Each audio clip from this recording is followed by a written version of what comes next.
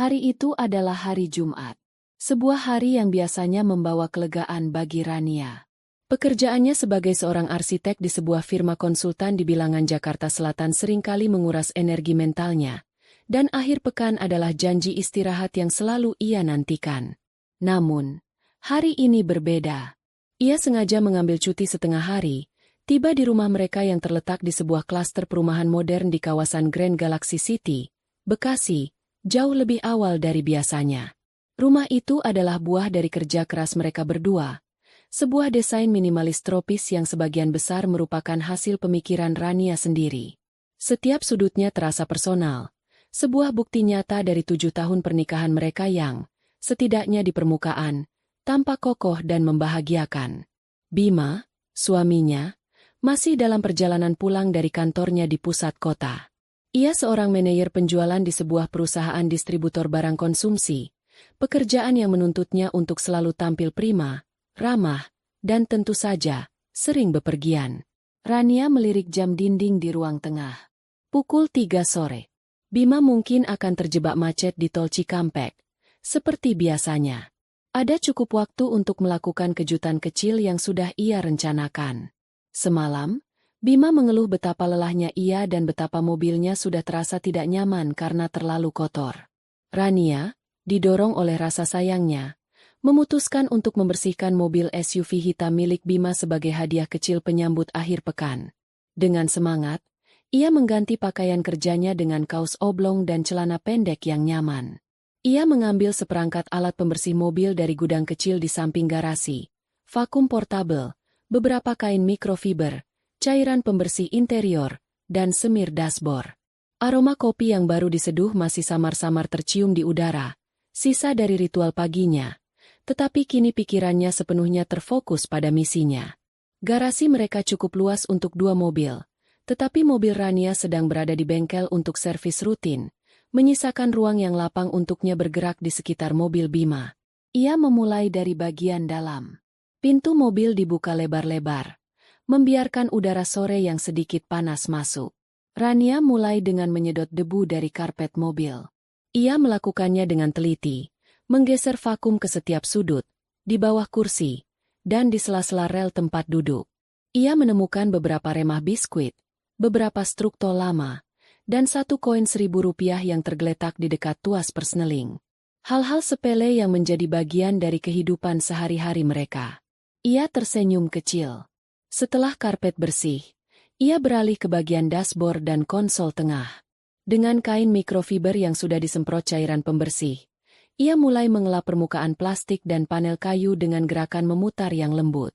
Debu-debu halus terangkat, meninggalkan permukaan yang mengkilap dan bersih. Ia membersihkan setiap celah, lubang ventilasi pendingin udara, hingga panel audio. Pekerjaan ini memberinya kepuasan tersendiri, sebuah cara untuk merawat sesuatu yang menjadi bagian dari hidup Bima, dan secara tidak langsung, merawat Bima itu sendiri. Ia membuka laci dashboard utama di depan kursi penumpang. Isinya cukup terduga. Buku manual mobil, buku servis, beberapa kartu nama klien Bima, sekotak permen mint yang sudah hampir habis, dan kacamata hitam cadangan. Rania merapikan semuanya, menumpuk kartu nama dengan rapi dan membuang kotak permen yang kosong. Semuanya terasa normal, biasa saja. Kemudian, perhatiannya tertuju pada sebuah bagian di bawah laci utama. Ada semacam panel yang terlihat sedikit tidak rata dengan bagian lainnya. Rania adalah seorang arsitek. Matanya terlatih untuk melihat ketidaksimetrisan dan detail-detail kecil yang tidak pada tempatnya. Didorong oleh rasa penasaran seorang desainer, ia meraba panel itu. Terasa ada sedikit celah di salah satu sisinya. Ia menekannya dengan lembut. Terdengar bunyi, klik, pelan, dan sebuah kompartemen kecil yang tersembunyi terbuka. Kompartemen itu tidak besar, mungkin hanya cukup untuk menyimpan dompet atau ponsel. Rania sedikit terkejut sekaligus geli. Ia tidak tahu mobil ini memiliki kompartemen rahasia. Mungkin Bima juga tidak tahu, pikirnya. Di dalam kompartemen kosong itu, hanya ada satu benda. Sebuah benda kecil berbentuk persegi, terbungkus dalam kemasan foil berwarna perak dengan tulisan merek yang sama sekali tidak ia kenali. Tangannya terulur untuk mengambilnya. Saat benda itu berada di telapak tangannya, ia merasakan sensasi dingin dari kemasannya. Jantung Rania yang tadinya berdetak dengan irama santai, tiba-tiba berhenti sejenak sebelum mulai berpacu dengan kecepatan yang tidak wajar. Ia tidak perlu membuka bungkusnya untuk tahu apa benda itu. Bentuknya, ukurannya, tekstur kemasannya, semua berteriak pada satu kesimpulan yang mengerikan. Itu adalah kondom. Napasnya tercekat di tenggorokan. Udara sore yang panas tiba-tiba terasa dingin menusuk kulitnya. Ia menatap benda di tangannya seolah itu adalah seekor ular berbisa. Ini bukan milik mereka. Selama 7 tahun pernikahan, mereka tidak pernah menggunakannya. Rania menggunakan metode kontrasepsi lain yang sudah mereka sepakati sejak lama. Merek ini pun asing baginya. Jadi, ini milik siapa? Dan yang lebih penting, mengapa benda ini ada di sini? Disembunyikan di dalam kompartemen rahasia di mobil suaminya. Pikiran Rania berputar liar, mencoba mencari penjelasan rasional. Mungkin ini milik teman Bima? Mungkin ada temannya yang meminjam mobil? Tapi siapa? Dan mengapa seorang teman akan menyimpan benda sepribadi ini di kompartemen rahasia mobil orang lain? Logika itu terasa sangat lemah, dipaksakan, dan tidak meyakinkan. Setiap penjelasan yang coba ia rangkai di kepalanya langsung runtuh oleh satu pertanyaan sederhana. Mengapa disembunyikan? Penyembunyian menyiratkan adanya rahasia. Rahasia menyiratkan adanya sesuatu yang salah. Tangannya mulai gemetar. Perasaan hangat dan penuh kasih sayang yang ia rasakan saat memulai pekerjaannya tadi kini menguap tanpa sisa, digantikan oleh rasa dingin yang menusuk dari dalam. Ia merasa mual. Ia menatap kembali ke dalam mobil yang setengah bersih itu. Mobil yang sama yang sering mereka gunakan untuk pergi berlibur, untuk mengunjungi orang tua mereka di akhir pekan, untuk perjalanan-perjalanan singkat membeli makan malam. Kini, mobil itu terasa seperti ruang bukti sebuah kejahatan. Kejahatan terhadap kepercayaan, terhadap kesetiaan, terhadap pernikahan mereka. Dengan tangan yang masih gemetar, ia memasukkan kembali benda itu ke dalam kompartemen rahasia dan menutupnya dengan bunyi, klik, yang terdengar begitu keras di tengah keheningan garasi. Ia bersandar pada pintu mobil, mencoba menenangkan detak jantungnya yang menggila. Pikirannya kosong, lalu tiba-tiba dipenuhi oleh satu citra. Bima, suaminya, bersama wanita lain. Citra itu begitu buram namun terasa sangat nyata, mengirimkan gelombang rasa sakit yang tajam ke ulu hatinya. Tepat pada saat itu, dari ujung jalan klaster mereka, terdengar suara mesin mobil yang familiar. SUV hitam itu melaju pelan dan masuk ke halaman depan. Bima sudah pulang. Rania membeku. Kepanikan menjalari dirinya. Ia harus bersikap normal. Ia tidak boleh menunjukkan apapun. Dengan gerakan cepat dan kaku, ia mengumpulkan semua peralatan pembersihnya, melemparnya begitu saja ke dalam gudang, dan menutup pintu garasi. Ia menarik napas dalam-dalam, mencoba memasang topeng istri yang penyayang di wajahnya yang kini terasa kaku dan pucat. Pintu depan terbuka, dan Bima masuk sambil tersenyum. Senyuman yang sama yang selalu ia berikan, tetapi hari ini, untuk pertama kalinya, Rania melihatnya sebagai sebuah kebohongan. "Assalamualaikum, sayang," sapa Bima, meletakkan tas kerjanya di atas sofa dan melonggarkan dasinya. Senyumnya lebar, tetapi matanya menunjukkan kelelahan setelah seminggu bekerja keras. "Wah, tumben sudah di rumah jam segini." "Waalaikumsalam," jawab Rania. Suaranya sedikit serak. Ia berdeham, mencoba terdengar normal. "Iya, sengaja ambil cuti. Cuma mau santai saja di rumah." Ia memaksakan seulas senyum, yang ia harap tidak terlihat aneh. Ia menghampiri Bima dan mengambil tas kerjanya, sebuah ritual yang biasa mereka lakukan. Tangannya terasa dingin saat menyentuh tangan Bima. "Kamu pucat. Sakit?" tanya Bima. Alisnya berkerut cemas. Ia menempelkan punggung tangannya ke dahi Rania. "Badanmu tidak panas. Cuma sedikit pusing saja. Mungkin kurang tidur," dalih Rania, cepat-cepat menghindar dari sentuhan Bima. Sentuhan yang biasanya menenangkan itu kini terasa membakar kulitnya. Ia membawa tas kerja Bima ke kamar mereka, membutuhkan jarak beberapa detik untuk menata kembali ekspresinya. Setiap gerak-gerik Bima, setiap kata-katanya, kini terasa seperti bagian dari sebuah sandiwara besar. Kecemasannya barusan, apakah itu tulus?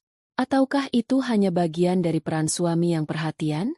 Makan malam terasa seperti sebuah siksaan panjang bagi Rania. Ia memasak makanan favorit Bima, semur daging dengan kentang, tetapi ia sendiri kehilangan selera makan. Ia hanya mengaduk-aduk nasi di piringnya, sesekali memasukkan suapan kecil ke mulutnya yang terasa hambar. Bima, sebaliknya, makan dengan lahap sambil bercerita tentang harinya di kantor. Tentang klien baru yang berhasil ia dapatkan, tentang presentasinya yang sukses, tentang lelucon-lelucon yang ia dengar dari rekan kerjanya. Rania mendengarkan, tetapi tidak benar-benar menyimak. Pikirannya melayang kembali ke kompartemen rahasia di dalam mobil itu.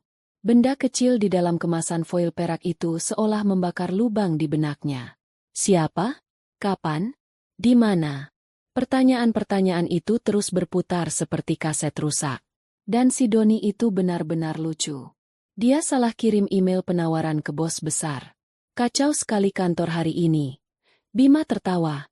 Rania hanya tersenyum tipis. Doni, nama yang sama yang nanti akan ia gunakan. Apakah Bima sering menyebut nama Doni? Ia tidak pernah memperhatikannya sebelumnya. Sekarang, setiap nama yang keluar dari mulut Bima terdengar seperti calon tersangka atau alibi. Kamu kenapa diam saja dari tadi? Tanya Bima, menyadari keheningan Rania. Benar-benar lagi tidak enak badan, ya? Mau aku pijat nanti? Tidak usah, Mas. Aku cuma capek, jawab Rania, cepat-cepat membereskan piringnya. Aku mau istirahat lebih awal saja.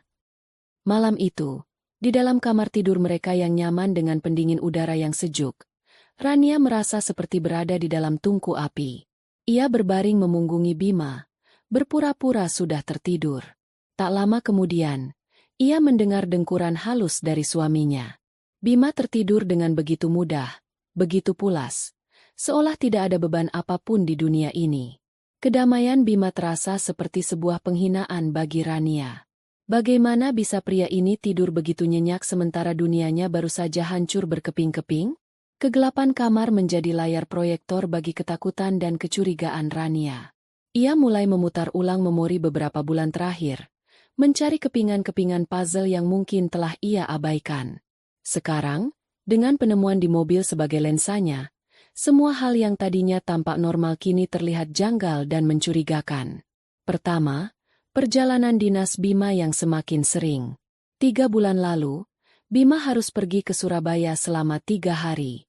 Itu wajar. Tapi 2 bulan lalu, ada lagi perjalanan dinas ke Bandung selama 4 hari, yang anehnya bertepatan dengan akhir pekan. Bima beralasan ada pameran industri yang harus ia hadiri. Rania ingat saat itu Bima pulang dengan sangat lelah, lebih lelah dari biasanya, dan sedikit menjaga jarak. Ketika Rania mencoba memeluknya, Bima berkata ia hanya ingin mandi dan langsung tidur. Saat itu, Rania memakluminya sebagai kelelahan kerja. Sekarang, ia bertanya-tanya, kelelahan karena apa sebenarnya? Kedua, frekuensi lembur yang meningkat drastis. Dulu, Bima paling sering lembur 2 kali seminggu. Dalam 2 bulan terakhir, hampir setiap hari ia pulang di atas jam 9 malam. Alasannya selalu sama, meeting dengan tim, menyelesaikan laporan bulanan, mengejar target. Pernah suatu malam, Rania meneleponnya sekitar jam 8, tetapi ponselnya tidak aktif. 1 jam kemudian, Bima menelepon balik, mengatakan ponselnya kehabisan baterai dan ia sedang sibuk sekali di ruang rapat. Saat itu Rania percaya. Sekarang, 1 jam tanpa kabar itu terasa seperti sebuah lubang hitam penuh kemungkinan yang mengerikan. Ketiga, privasi yang berlebihan terhadap gawai. Bima adalah orang yang cukup terbuka, tetapi belakangan ini ia menjadi sangat protektif dengan ponsel dan laptopnya. Ponselnya selalu dalam keadaan terkunci dengan kata sandi baru, dan ia sering membawanya bahkan ke kamar mandi. Laptop kerjanya, yang dulu sering ia tinggalkan terbuka di ruang kerja, kini selalu dimatikan dan disimpan di dalam tasnya begitu ia selesai bekerja. Alasannya? Peraturan baru dari kantor mengenai keamanan data. Sebuah alasan yang terdengar sangat profesional dan masuk akal, tetapi sekarang terasa seperti sebuah benteng yang sengaja dibangun untuk menyembunyikan sesuatu.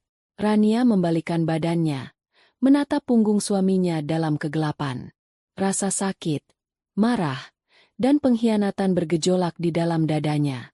Ia ingin sekali membangunkan Bima saat itu juga, melemparkan benda itu ke wajahnya dan menuntut penjelasan. Tapi kemudian, akal sehatnya mengambil alih. Bima adalah seorang penjual ulung. Ia hidup dari kemampuannya berbicara, meyakinkan orang, dan memutarbalikkan fakta. Jika Rania menyerangnya sekarang hanya dengan satu barang bukti, Bima pasti akan berkelit. Ia akan menciptakan 1001 cerita yang masuk akal. Ia akan menyalahkan temannya, atau bahkan mungkin menuduh Rania berhayal. Dan pada akhirnya, Bima akan membuatnya merasa bersalah karena telah mencurigainya. Rania tidak akan memberinya kesempatan itu. Jika ia akan menghadapi Bima, ia harus datang dengan persenjataan lengkap. Ia membutuhkan bukti yang tidak terbantahkan. Bukti yang akan meruntuhkan semua kebohongan yang mungkin akan Bima bangun.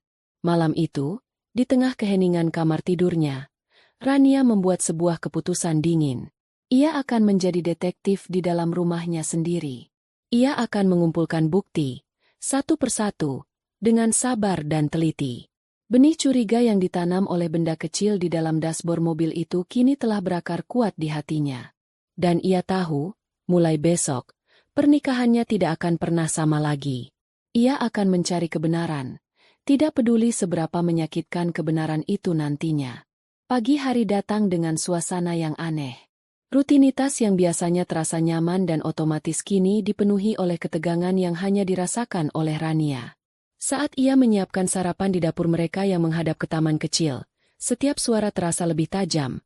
Bunyi desis minyak di wajan saat ia menggoreng nasi, bunyi denting sendok yang mengaduk kopi Bima, bahkan suara burung di luar jendela. Ia merasa seperti seorang aktris yang sedang memainkan peran terpenting dalam hidupnya. Peran sebagai istri yang tidak menaruh curiga. Bima turun dari lantai atas sekitar pukul 7.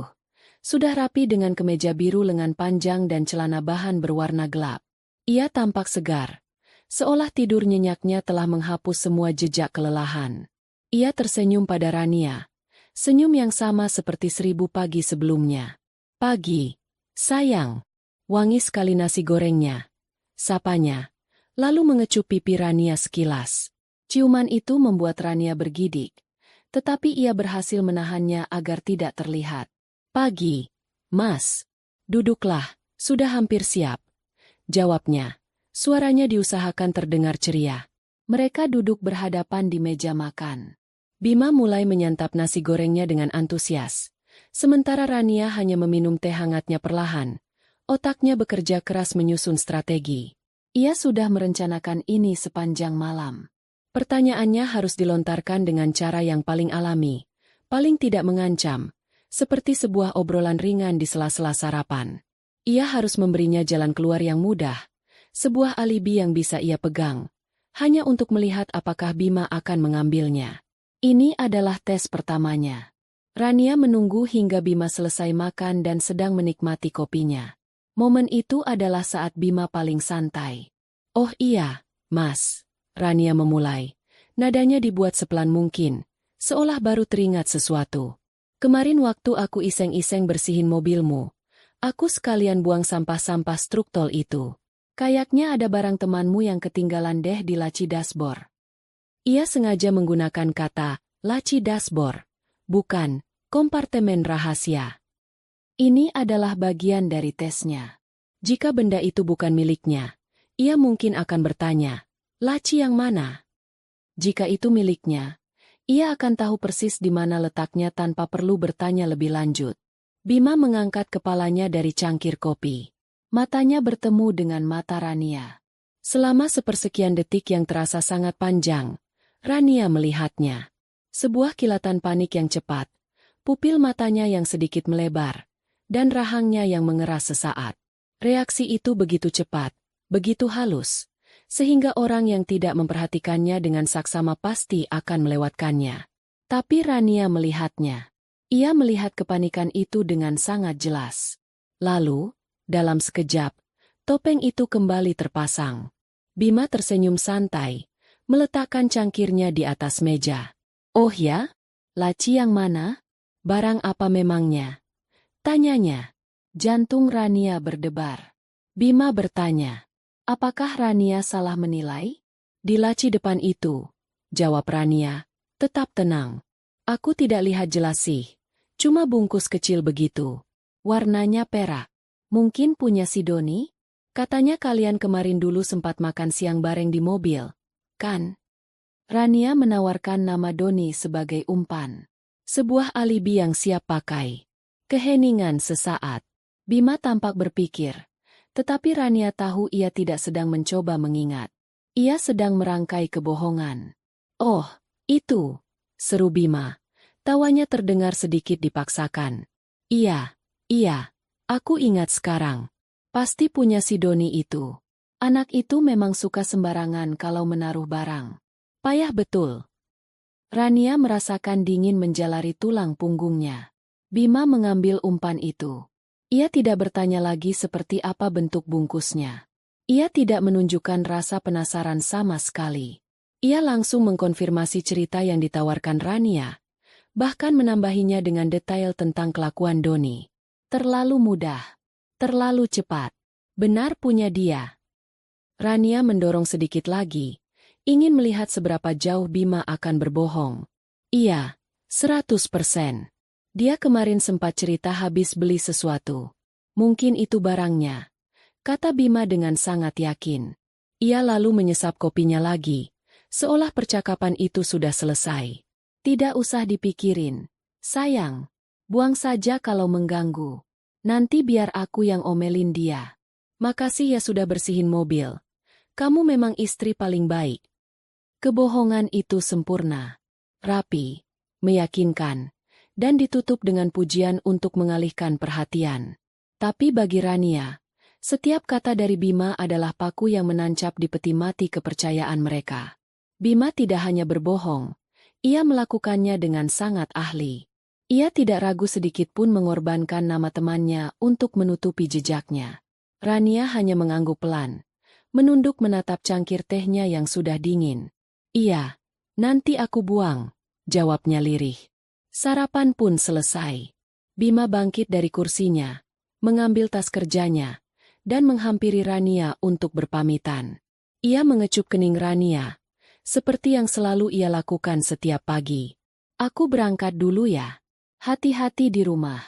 Jangan terlalu capek," katanya lembut. Rania hanya bisa mengangguk. Saat Bima berjalan keluar pintu, dan ia mendengar suara mesin mobil dinyalakan lalu menjauh, Rania tidak bergerak dari kursinya. Ia menatap kosong ke arah pintu yang baru saja tertutup. Rumah itu terasa sunyi senyap, tetapi di dalam kepalanya, suaranya begitu riuh.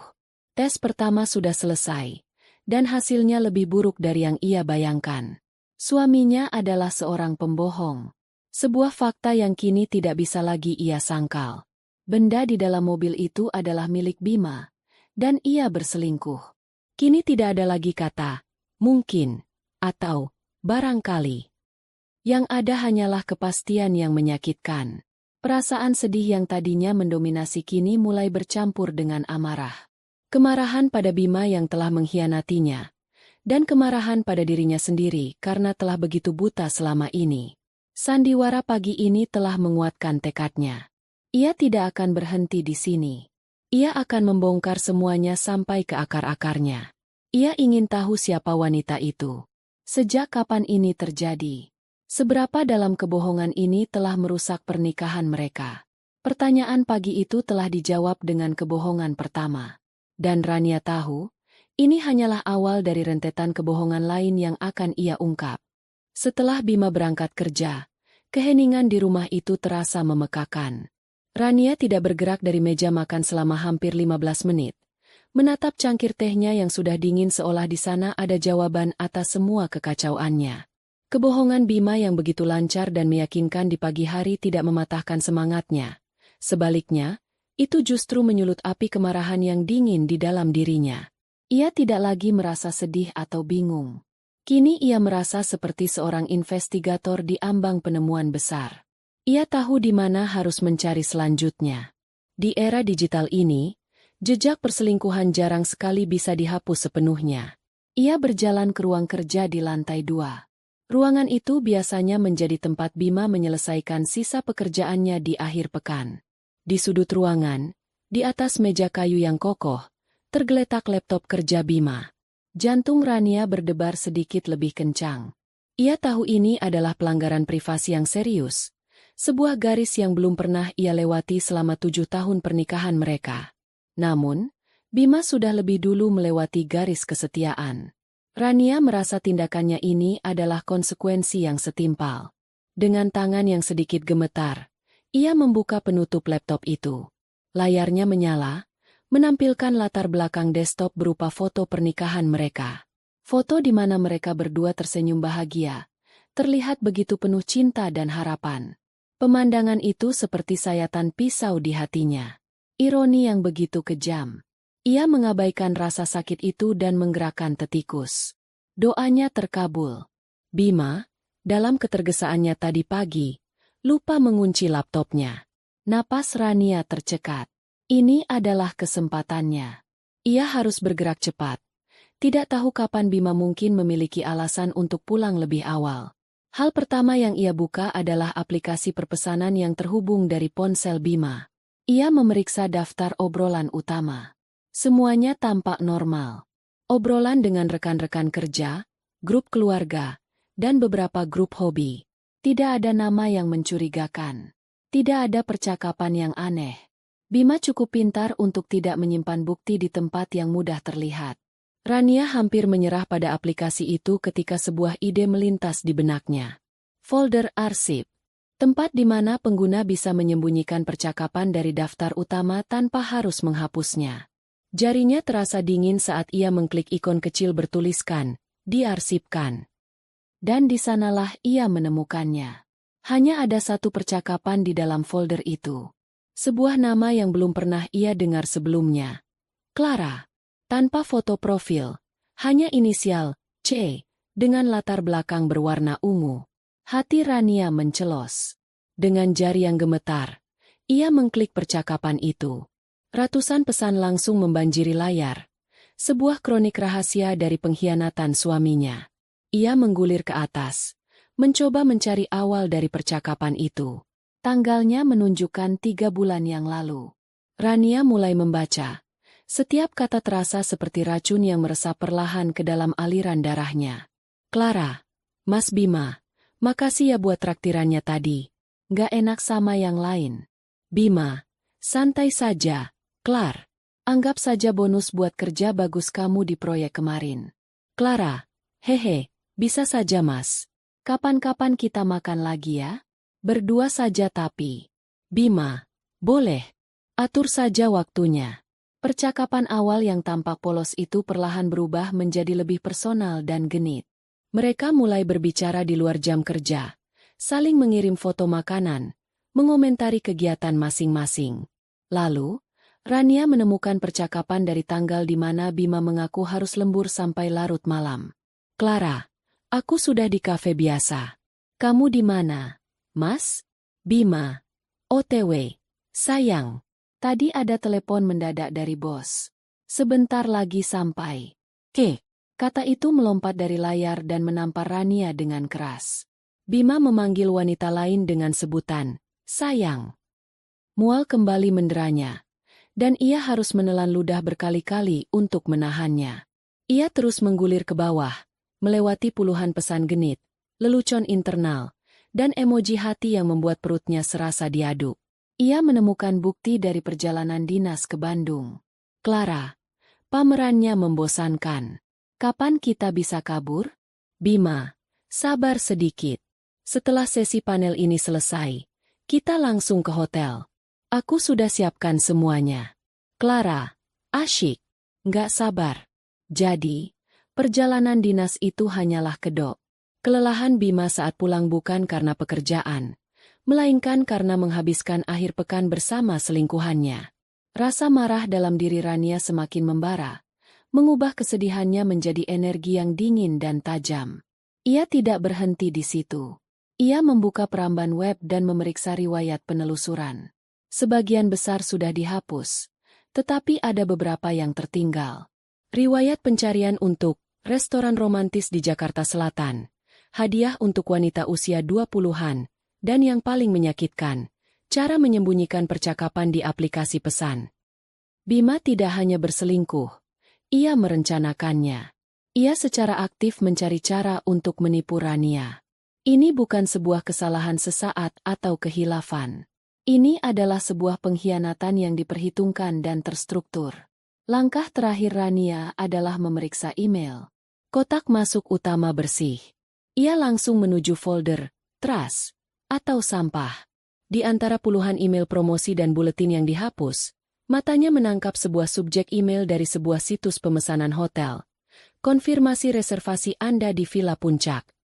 Tanggalnya adalah akhir pekan bulan lalu, saat Bima mengaku ada acara gathering kantor yang wajib dihadiri. Rania tidak pernah diajak karena Bima beralasan acara itu khusus untuk internal tim penjualan. Ia membuka email itu. Nama pemesan, Bima Prakoso. Tipe kamar, deluxe room dengan pemandangan gunung, untuk 2 orang dewasa.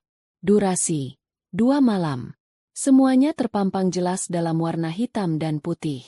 Kebohongan demi kebohongan tersingkap di hadapannya, membangun sebuah monumen pengkhianatan yang megah dan mengerikan. Rania mengambil ponselnya dan memotret setiap bukti yang ia temukan.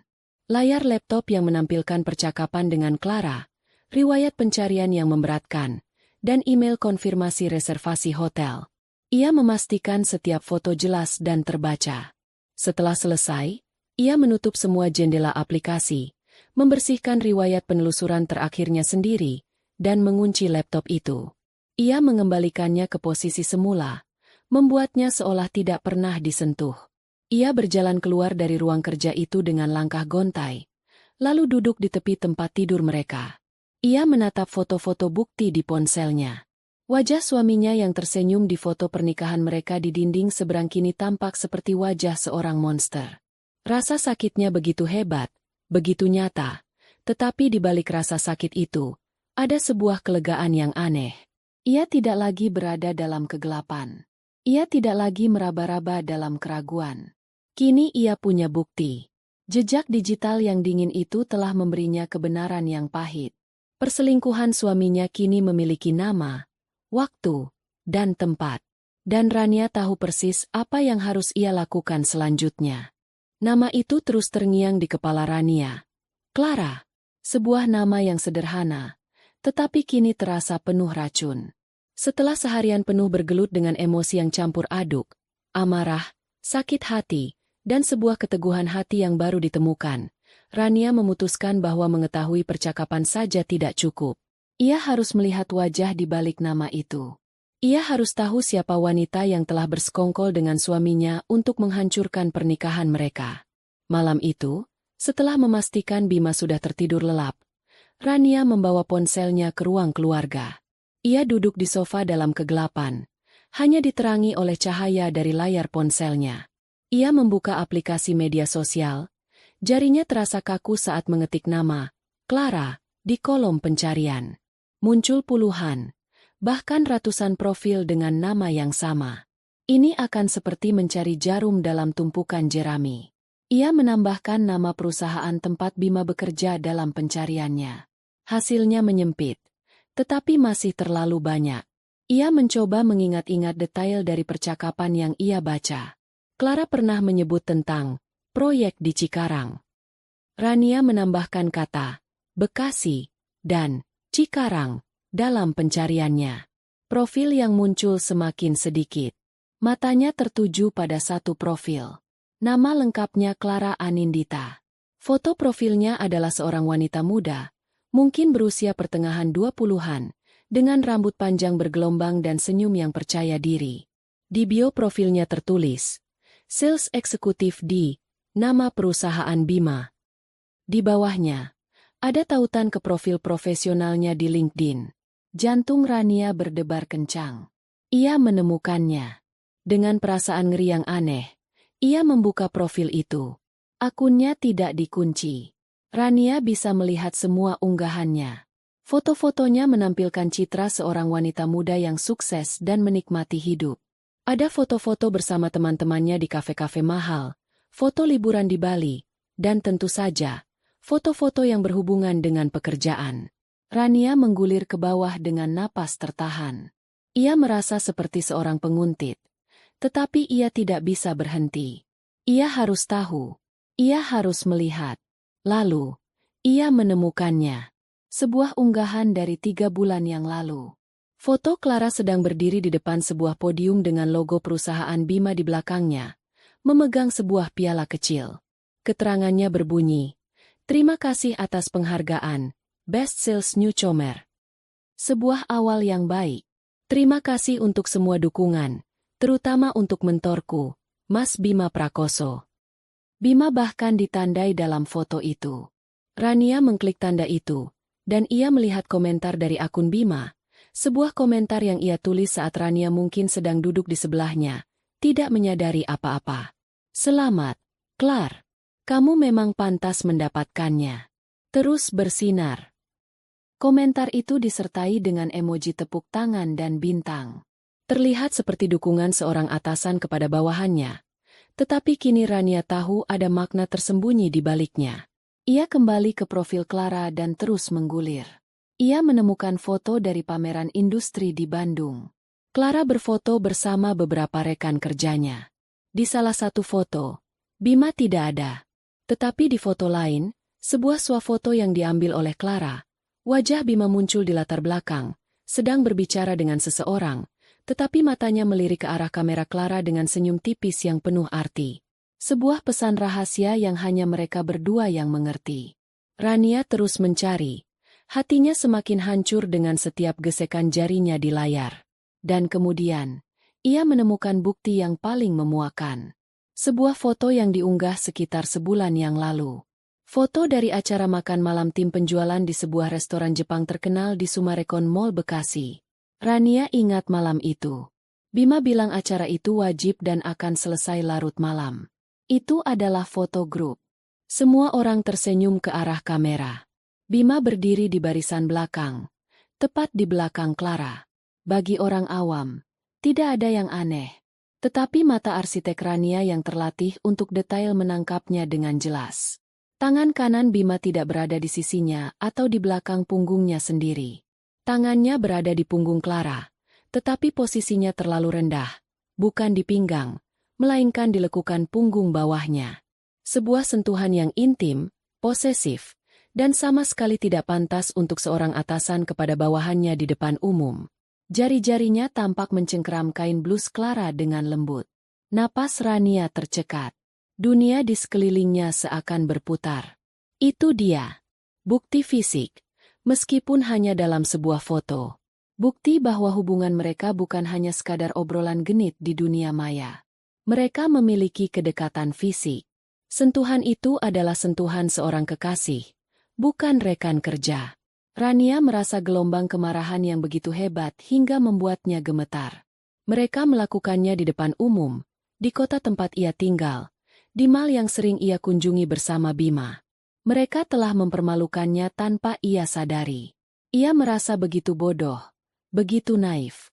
Dengan gerakan cepat, ia mengambil tangkapan layar dari foto itu. Ia memperbesarnya, fokus pada tangan Bima di punggung Clara. Gambar itu sedikit pecah, tetapi pesannya sangat jelas. Ia menyimpan foto itu bersama dengan bukti-bukti lainnya di sebuah folder tersembunyi di ponselnya. Folder yang ia beri nama, Proyek Renovasi. Sebuah istilah yang terasa ironis.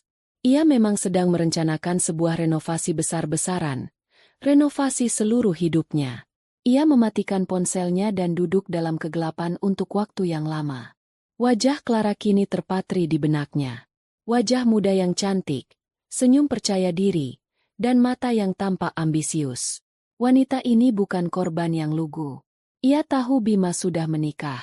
Dalam percakapan mereka, Clara pernah bertanya, "Istrimu nggak curiga, Mas?" Sebuah pertanyaan yang menunjukkan bahwa ia sadar sepenuhnya atas perbuatannya. Malam itu, Rania tidak kembali ke kamar tidur. Ia mengambil bantal dari sofa dan mencoba tidur di sana. Namun, tidur tidak kunjung datang. Pikirannya dipenuhi oleh wajah Clara, senyum Bima, dan sentuhan rahasia di punggung itu. Pengkhianatan itu kini memiliki wajah, dan Rania bersumpah pada dirinya sendiri.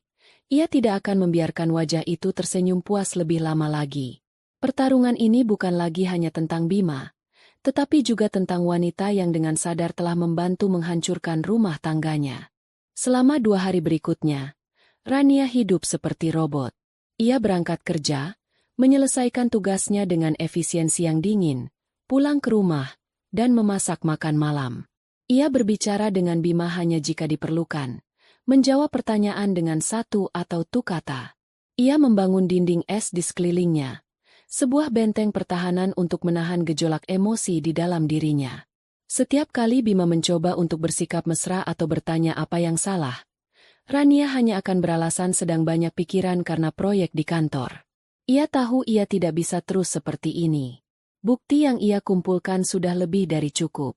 Menyimpannya lebih lama lagi hanya akan menyiksa dirinya sendiri. Ia harus melakukan konfrontasi. Bukan karena ia berharap Bima akan jujur dan menyesal. Harapan itu sudah lama mati. Ia melakukan ini untuk dirinya sendiri.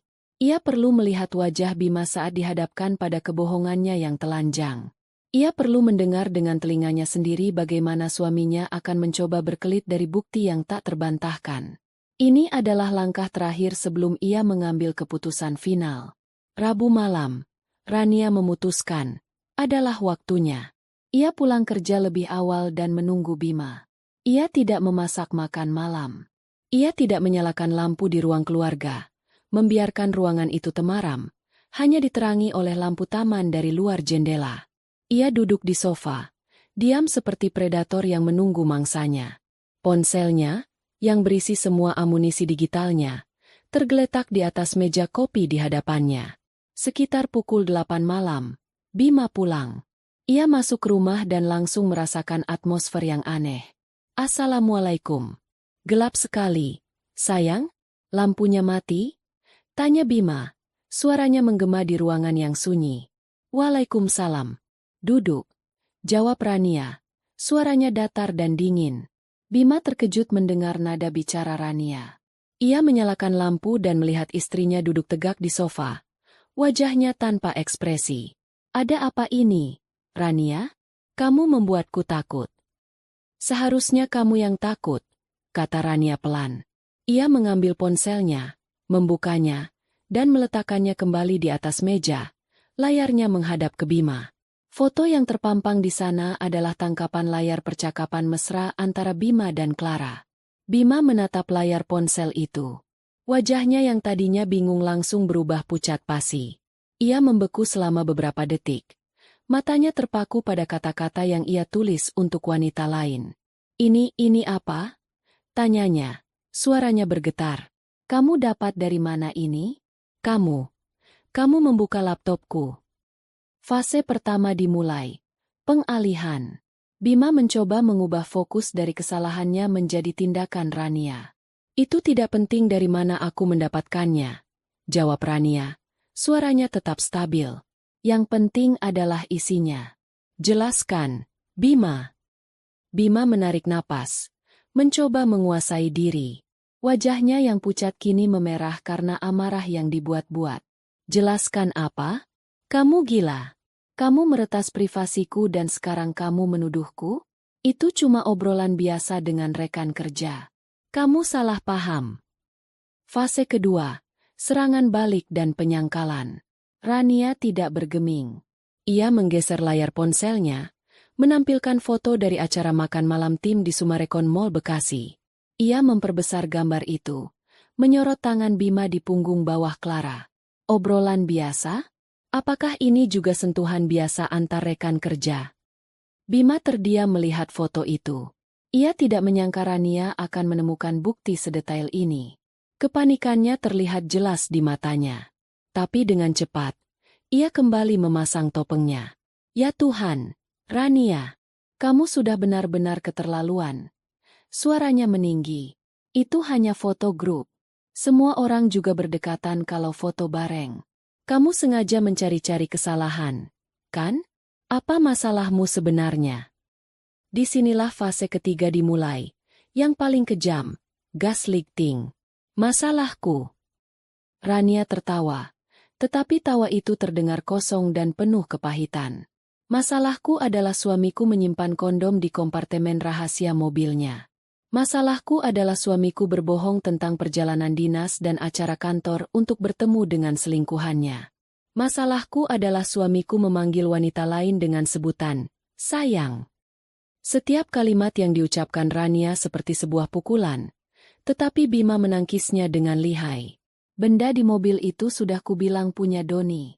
Kenapa kamu tidak percaya padaku? Kamu lebih percaya pada hayalan liarmu daripada suamimu sendiri. Seru Bima. Kini ia berakting seolah-olah ia yang tersakiti. Clara itu hanya junior yang aku bimbing. Aku kasihan padanya karena dia sering curhat masalah keluarganya. Kamu mengartikan kebaikanku sebagai sesuatu yang kotor. Itu masalahnya ada di pikiranmu, Rania, bukan pada tindakanku. Rania menatap Bima dengan nanar. Ia tidak percaya dengan apa yang didengarnya. Bima tidak hanya berbohong, ia memutarbalikkan fakta, melukis dirinya sebagai korban dan Rania sebagai penjahat yang paranoid dan berpikiran kotor.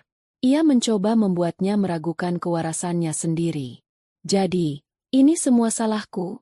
Tanya Rania. Suaranya bergetar karena amarah yang tertahan. Aku yang salah karena menemukan bukti-bukti ini? Aku yang salah karena kamu memesan kamar hotel untuk 2 orang di puncak di saat kamu bilang ada acara kantor. Ia menggeser layar ponselnya lagi, menunjukkan email konfirmasi reservasi hotel. Ini adalah pukulan telak. Bima menatap email itu, dan untuk pertama kalinya, ia kehabisan kata-kata. Tidak ada alibi yang bisa ia ciptakan untuk bukti sejelas ini. Tapi bukannya menyerah, ia justru memilih jalan lain, serangan emosional. Cukup, Rania. Cukup, teriaknya, meninju sandaran sofa. Aku lelah. Aku bekerja keras setiap hari untuk keluarga ini. Dan inikah balasan yang aku dapat? Kecurigaan dan tuduhan? Mungkin aku memang butuh sedikit ruang untuk bernapas. Mungkin aku lelah dengan semua tekanan ini, baik di kantor maupun di rumah. Rania hanya bisa menggelengkan kepalanya. Air matanya akhirnya jatuh. Bukan air mata kesedihan, melainkan air mata kekecewaan yang mendalam. Ia telah memberikan Bima kesempatan untuk jujur, dan Bima memilih untuk menghancurkannya dengan kebohongan yang lebih keji. Jadi, berselingkuh adalah caramu mencari ruang untuk bernapas, desis Rania. Pertengkaran itu tidak berakhir dengan sebuah kesimpulan. Bima, karena tidak bisa lagi berkelit, mengambil bantal dan selimut lalu pindah ke sofa di ruang keluarga, membanting pintu kamar di belakangnya. Ia menciptakan drama seolah-olah ialah yang membutuhkan jarak dari tuduhan tidak berdasar, Rania. Rania ditinggal sendirian di kamar tidur mereka yang luas dan dingin. Isak tangisnya pecah, bukan karena kehilangan cinta Bima, tetapi karena ia berduka atas 7 tahun hidupnya yang ia habiskan bersama seorang pembohong manipulatif. Konfrontasi itu gagal total dalam mendapatkan pengakuan. Namun, ia berhasil mencapai sesuatu yang lain. Ia berhasil membunuh sisa-sisa cinta dan hormat yang mungkin masih tersisa di hatinya untuk Bima. Malam itu, ia tahu pernikahannya sudah benar-benar berakhir. Yang tersisa hanyalah formalitas untuk mengakhirinya. Kehidupan di dalam rumah klaster di Bekasi itu berubah menjadi medan perang dingin. Bima benar-benar tidur di sofa ruang keluarga selama beberapa malam, mencoba memainkan peran sebagai korban yang terluka oleh kecurigaan istrinya. Setiap pagi, ia akan bersiap-siap dalam diam, menghindari tatapan mata Rania, dan berangkat kerja tanpa ciuman pamit seperti biasanya. Ia pikir, dengan memberikan Rania perlakuan diam, istrinya itu pada akhirnya akan merasa bersalah dan melupakan kesalahpahaman ini. Namun, Bima salah besar. Ia tidak sedang berhadapan dengan Rania yang dulu, yang penuh pengertian dan mudah memaafkan. Ia kini berhadapan dengan seorang wanita yang hatinya telah membeku menjadi es. Bagi Rania, keheningan di rumah justru memberinya ruang untuk berpikir lebih jernih. Gagalnya konfrontasi malam itu telah menjadi titik balik. Tidak ada lagi air mata. Tidak ada lagi harapan. Yang tersisa hanyalah sebuah proyek yang harus diselesaikan.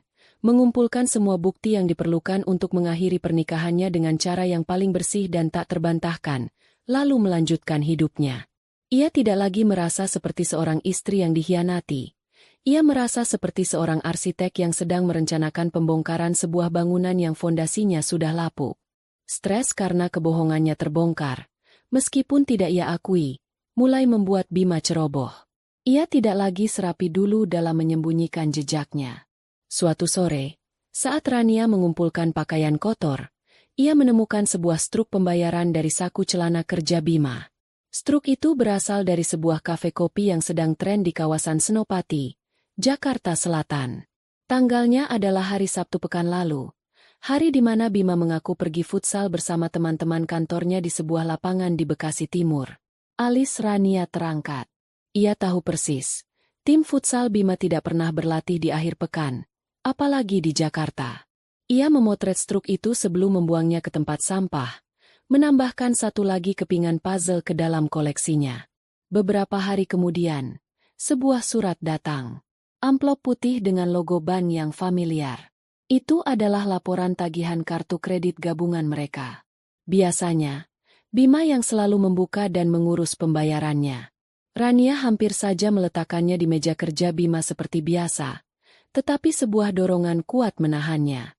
Dengan jantung yang berdebar pelan, ia membawa surat itu ke kamarnya dan membukanya dengan sebuah pembuka surat. Ia membentangkan lembaran kertas itu di atas tempat tidur.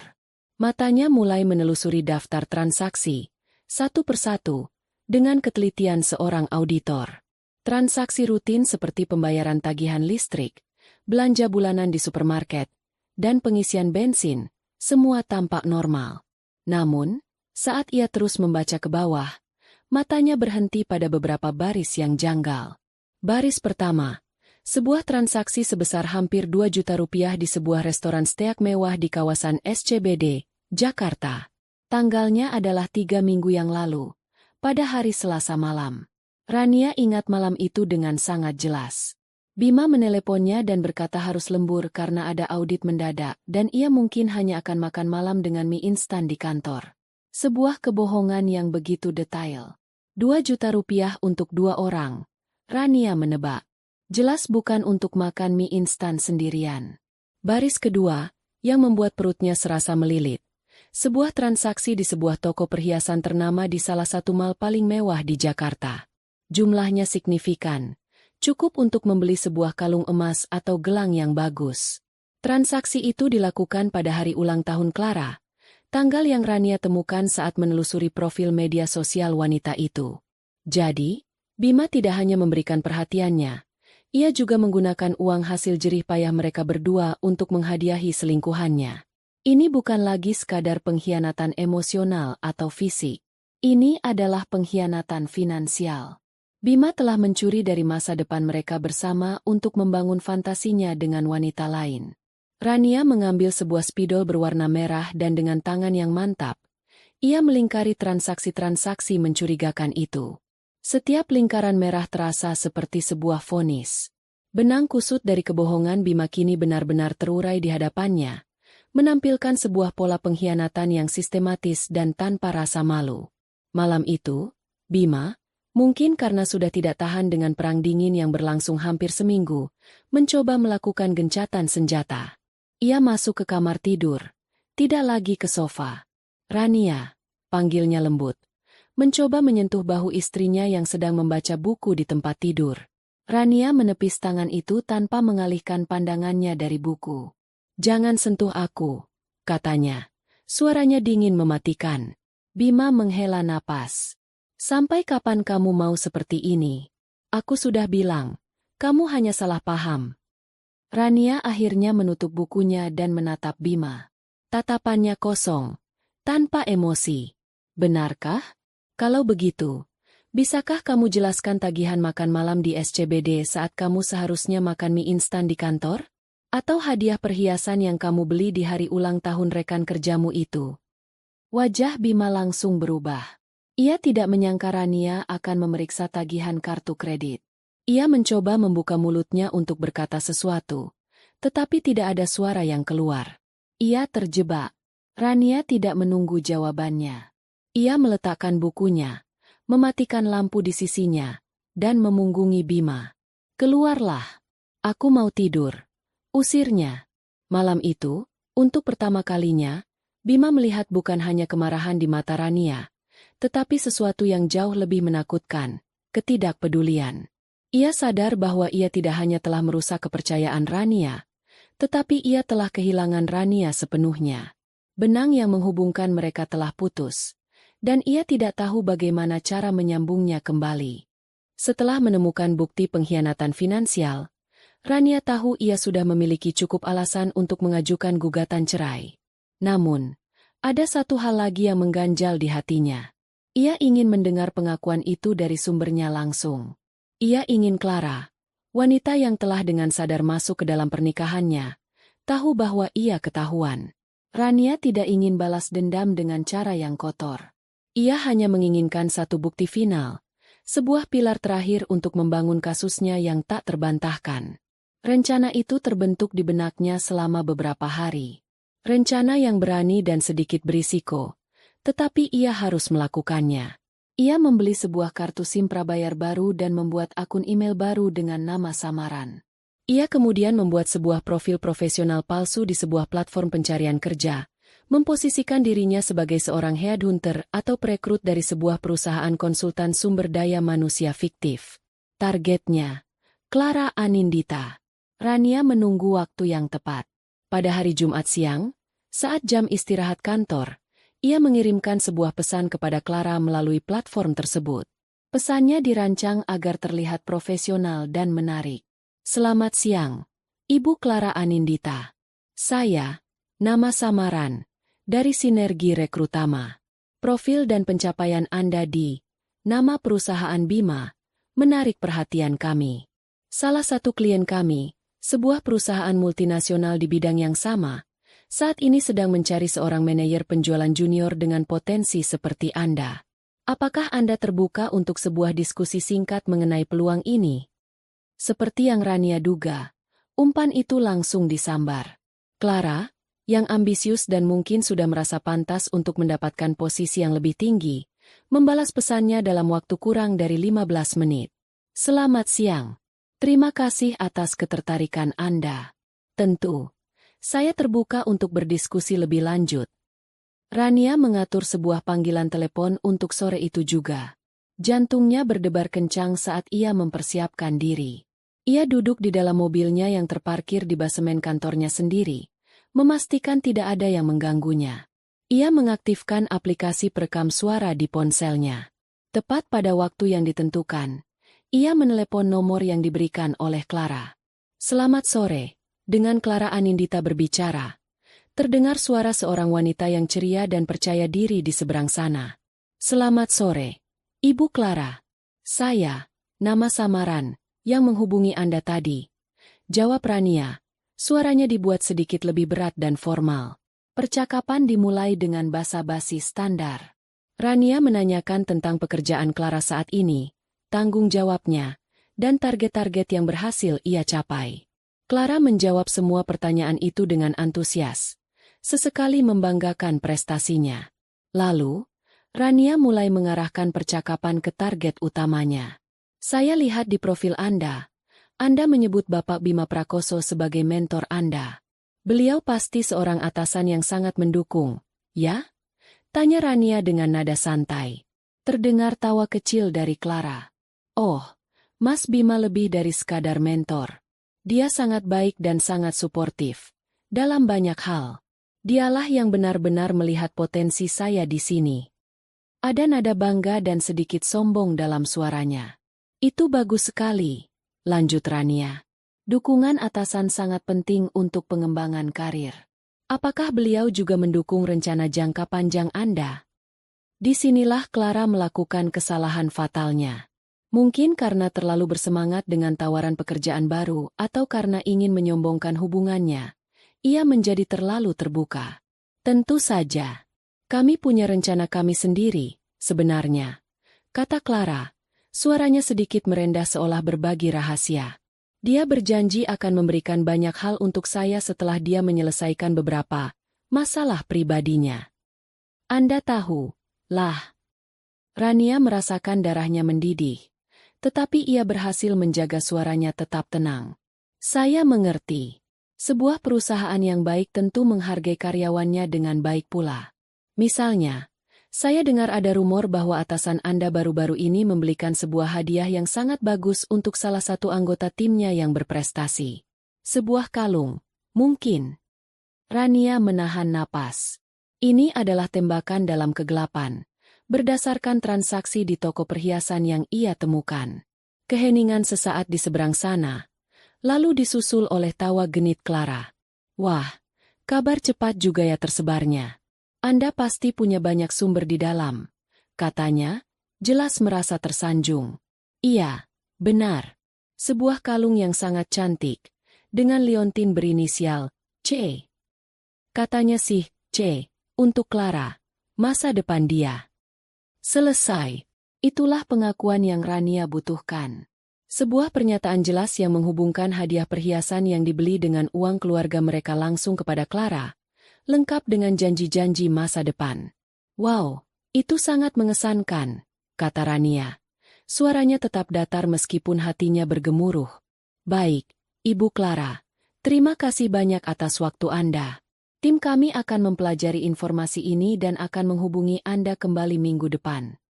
Rania mengakhiri panggilan itu dan langsung mematikan perekam suara. Ia menyandarkan kepalanya di sandaran kursi mobil. Napasnya terengah-engah seolah baru selesai berlari maraton. Ia memutar kembali rekaman itu. Suara Clara yang ceria dan sombong terdengar begitu jelas, mengucapkan kalimat-kalimat yang akan menghancurkan dunianya sendiri. Bukti itu kini tak terbantahkan. Bukan lagi hanya sekadar struk, tagihan, atau percakapan teks yang bisa disangkal. Ini adalah suara. Pengakuan langsung dari mulut wanita itu sendiri. Rania kini memegang senjata pamungkasnya. Ia tidak merasa menang. Ia hanya merasa lelah. Tetapi di balik kelelahan itu, ada sebuah ketegasan yang mutlak.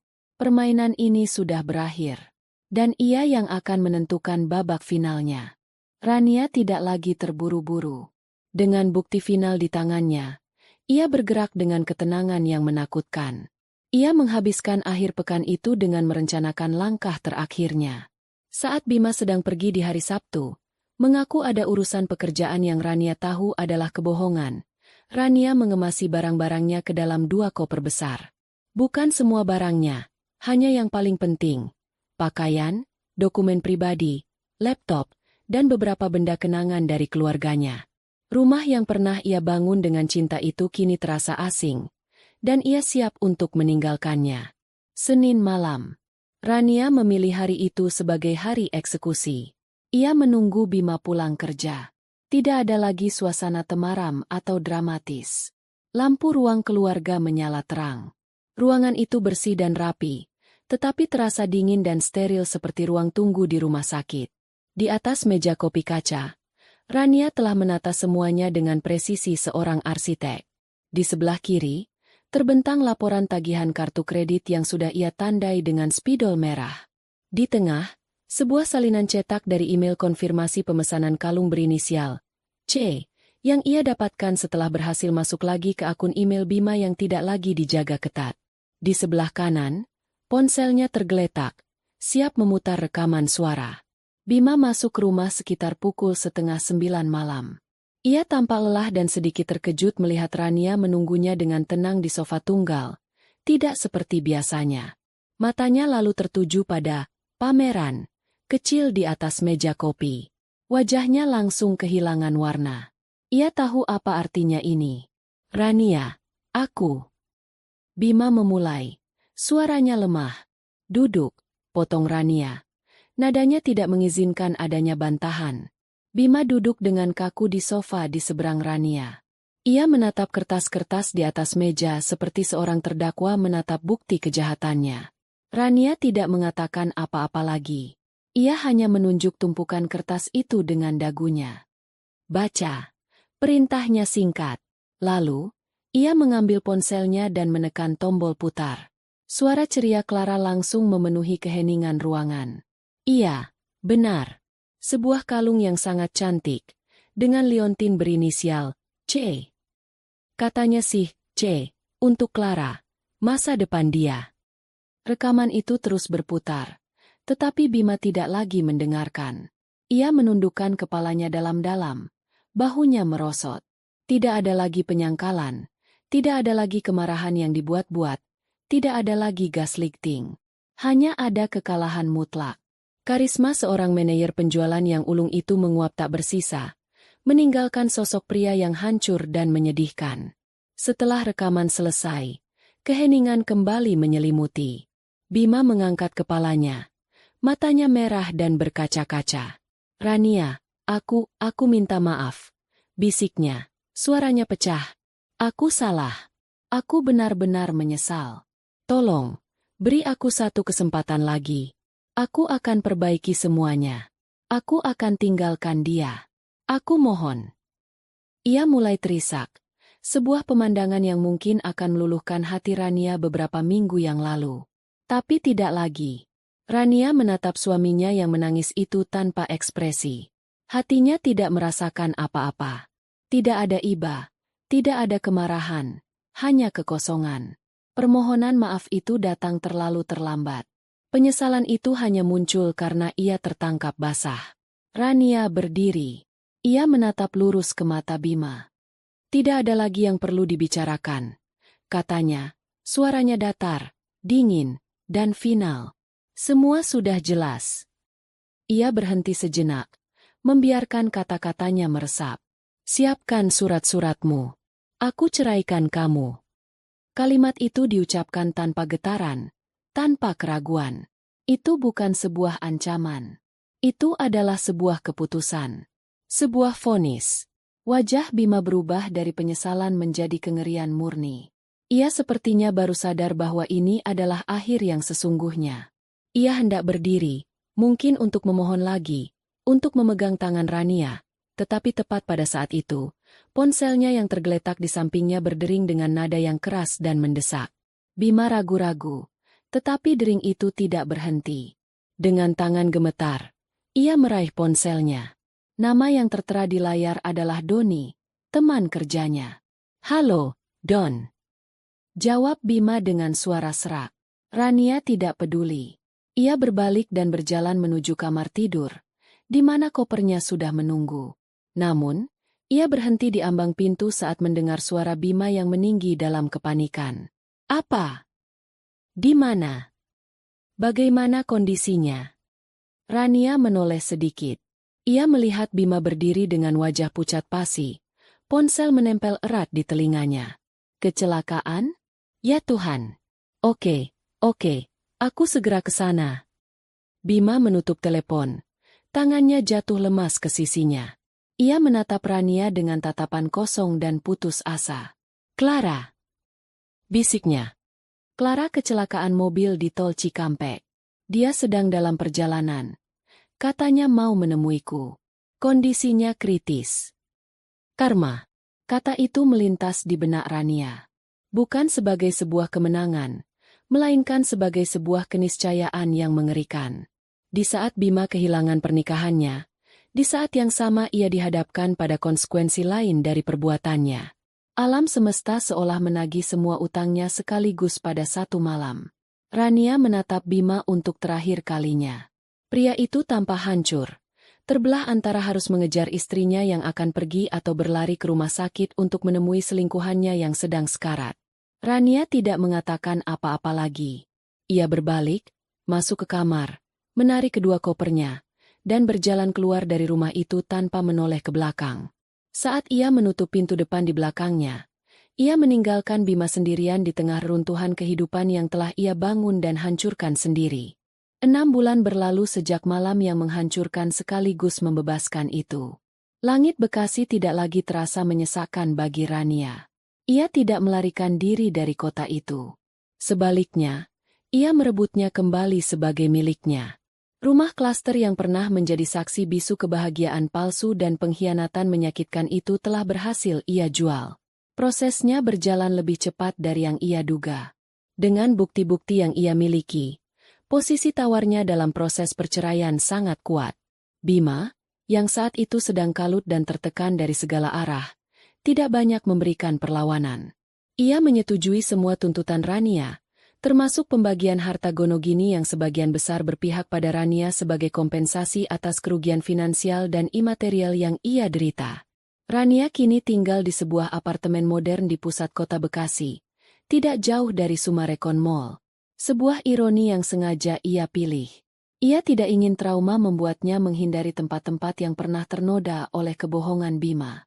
Ia ingin menciptakan kenangan baru di sana, kenangan yang menjadi miliknya seorang.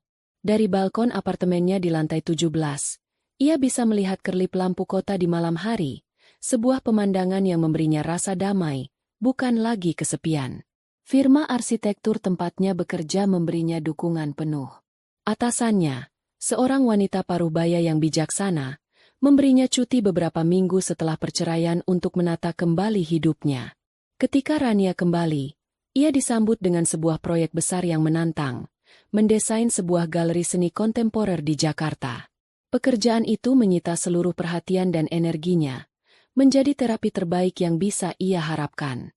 Ia menuangkan semua rasa sakit, kekuatan, dan harapannya ke dalam garis-garis desain, menciptakan sebuah karya yang jujur dan penuh emosi. Ia menemukan kembali gairahnya dalam bekerja, gairah yang sempat meredup selama tahun-tahun terakhir pernikahannya. Luka di hatinya belum sepenuhnya sembuh. Ada hari-hari di mana bayangan pengkhianatan itu masih muncul, terutama di malam hari saat ia sendirian. Tetapi, rasa sakit itu tidak lagi melumpuhkannya. Itu telah berubah menjadi sebuah bekas luka, pengingat permanen akan apa yang telah ia lalui dan seberapa kuat ia telah menjadi. Ia belajar untuk menikmati kesendiriannya, mengisi waktunya dengan membaca, melukis, dan kembali terhubung dengan teman-teman lama yang sempat ia abaikan saat terlalu fokus pada pernikahannya. Kabar tentang Bima dan Clara sesekali sampai ke telinganya melalui Doni, teman Bima yang merasa bersalah karena namanya telah diseret ke dalam kebohongan dan akhirnya memilih untuk berpihak pada kebenaran. Cerita yang didengar Rania bukanlah sebuah kisah yang membahagiakan. Karma, atau mungkin lebih tepatnya konsekuensi logis dari sebuah tindakan, telah menagih utangnya dengan bunga yang sangat tinggi. Kecelakaan yang menimpa Clara malam itu memang parah. Ia selamat, tetapi harus menjalani serangkaian operasi tulang yang rumit dan panjang. Kaki kanannya tidak bisa kembali berfungsi normal, memaksanya untuk berjalan dengan bantuan kruk selamanya. Cita-citanya untuk memiliki karir yang cemerlang di dunia penjualan pupus seketika. Perusahaan tempatnya bekerja memutus kontraknya dengan alasan kondisi kesehatan yang tidak memungkinkan. Bima, di sisi lain, terjebak dalam neraka yang ia ciptakan sendiri. Ia kehilangan Rania dan sebagian besar hartanya. Ia juga kehilangan pekerjaannya. Kabar perselingkuhannya dengan Clara, yang berujung pada kecelakaan tragis, menyebar dengan cepat di lingkungan kantor. Citranya sebagai manajer yang karismatik dan berintegritas hancur lebur. Manajemen perusahaan, untuk menjaga nama baik, memintanya untuk mengundurkan diri secara sukarela. Hubungannya dengan Clara pun tidak bertahan lama. Di awal, Bima masih mencoba memainkan peran sebagai kekasih yang bertanggung jawab. Ia mengunjungi Clara di rumah sakit, menanggung sebagian biaya pengobatan yang tidak ditanggung asuransi. Tetapi, tekanan itu terlalu berat baginya. Ia harus berhadapan dengan keluarga Clara yang menyalahkannya atas tragedi itu. Ia juga harus melihat kondisi Clara yang tidak lagi sempurna seperti dulu. Rasa bersalah dan beban itu perlahan mengikis rasa cintanya yang dangkal, berubah menjadi kejengkelan dan kebencian. Mereka sering bertengkar hebat, saling menyalahkan atas kehancuran hidup masing-masing. Beberapa bulan setelah Clara keluar dari rumah sakit, hubungan mereka kandas di tengah kepahitan dan penyesalan. Bima, yang dulu begitu percaya diri dan selalu menjadi pusat perhatian, kini menjadi sosok yang terisolasi. Ia harus menjual mobil SUV hitamnya, mobil yang menjadi awal dari semua kehancuran ini, untuk menutupi utang-utangnya. Ia pindah ke sebuah rumah kontrakan kecil di pinggiran kota, jauh dari kehidupan glamor yang pernah ia nikmati. Rania mendengar semua itu bukan dengan rasa puas atau senang. Ia hanya merasakan kehampaan. Kehancuran hidup Bima dan Clara tidak memberinya kebahagiaan. Kebahagiaannya ia temukan dari dalam dirinya sendiri, dari kemampuannya untuk bangkit dan membangun kembali fondasi hidupnya di atas kejujuran dan harga diri. Ia menyadari bahwa keadilan sejati bukanlah melihat orang lain menderita, melainkan melihat dirinya sendiri sembuh dan menjadi utuh kembali. Suatu pagi di akhir pekan, Rania duduk di balkon apartemennya, menyeruput secangkir kopi panas sambil menatap fajar yang mulai menyingsing di ufuk timur. Udara pagi terasa segar dan bersih. Ia tidak lagi memikirkan tentang dashboard mobil, kompartemen rahasia, atau kebohongan-kebohongan yang pernah merajai hidupnya. Pikirannya dipenuhi oleh ide-ide baru untuk proyek galerinya, rencana untuk berlibur sendirian ke Jepang tahun depan, dan janji untuk makan siang bersama sahabatnya nanti siang. Ia tersenyum, senyum yang tulus dan ringan. Kisah pernikahannya memang telah berakhir dengan tragis, tetapi itu hanyalah satu bab dari buku kehidupannya yang panjang. Dan kini, ia telah membuka halaman baru, babak baru yang ia tulis sendiri. Sebuah babak tentang seorang wanita yang menemukan kekuatan di tengah kehancuran, yang memilih dirinya sendiri di atas segalanya, dan yang akhirnya menemukan kedamaian di bawah fajar yang baru.